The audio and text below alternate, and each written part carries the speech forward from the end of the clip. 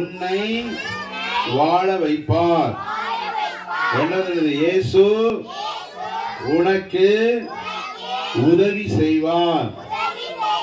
இயேசு உனக்கு சமாதானம் தருவார். இயேசு உன்னோடு இருப்பார். இயேசு உன்னை காண்கிறார். இயேசு உன்னை ஆசீர்வதிப்பார்.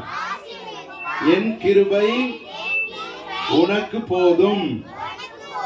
இயேசு அன்பாகவே இருக்கிறார்.